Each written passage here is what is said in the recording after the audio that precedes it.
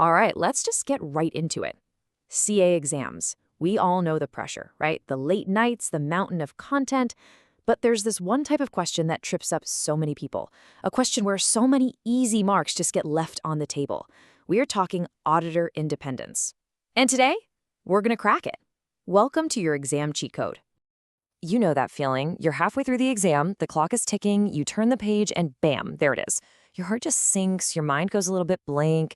It's such a classic exam moment, but it really doesn't have to be a moment of panic. This question is all about applying principles under pressure, and we're about to make it your easiest one. So here's the deal. Most people drop marks on this question not because it's crazy hard, but because they just don't have a solid game plan. They might spot one part of the problem, but then they miss the rest. But that's not going to be you. After this quick explainer, you're going to have a foolproof framework that turns this dreaded question into guaranteed marks.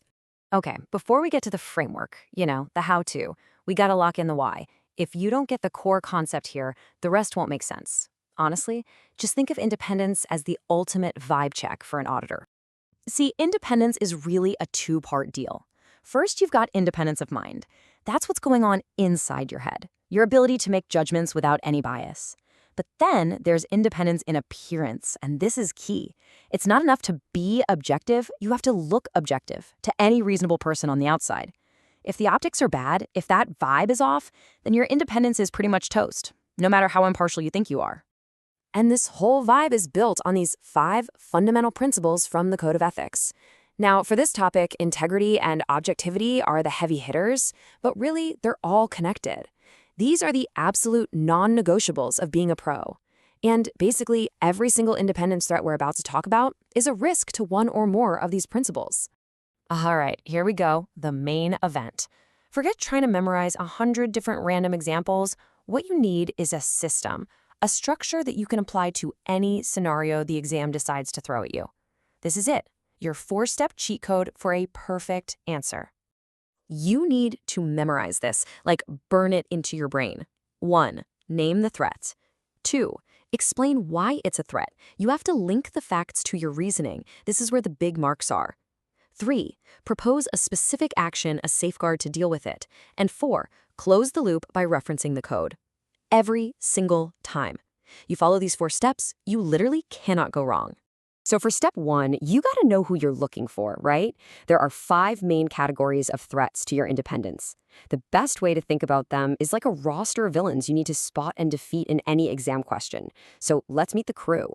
First up, the self-interest threat. This one is probably the most common. It's when your own personal interests, we're talking money, a job offer, anything like that, could clash with your professional duty.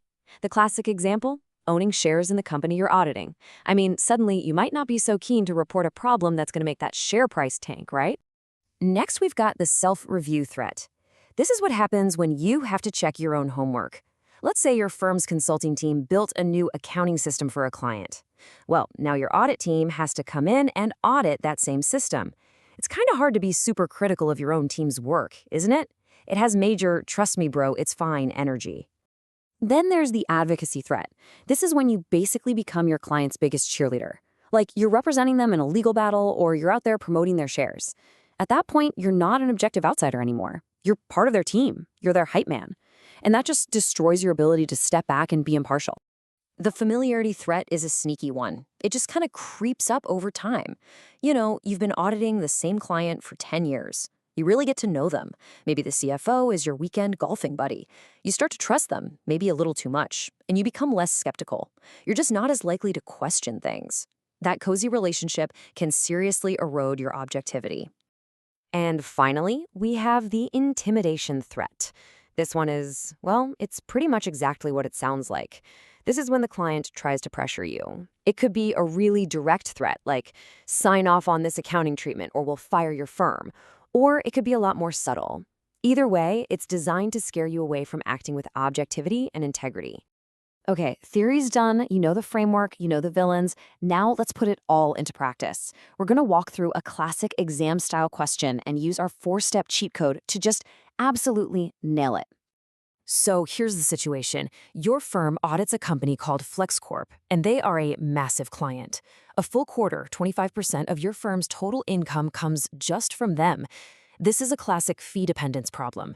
The question asks you to identify the threats and suggest safeguards. Let's do this. Step 1. Identify the threat.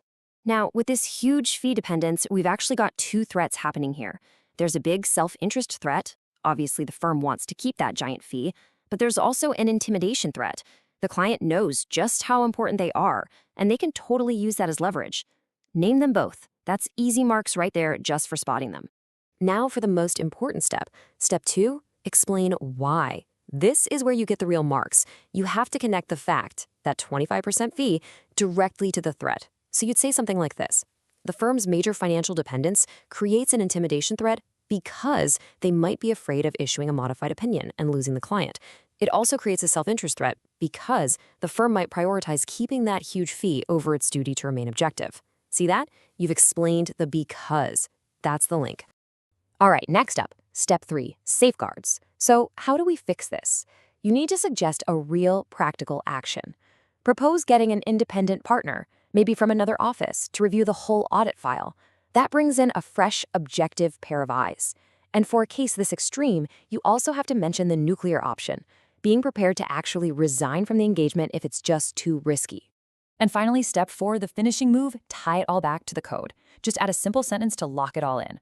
By implementing these safeguards, the threats to independence would be reduced to an acceptable level as required by the conceptual framework in the Code of Ethics like APS 110. Boom, done, full marks.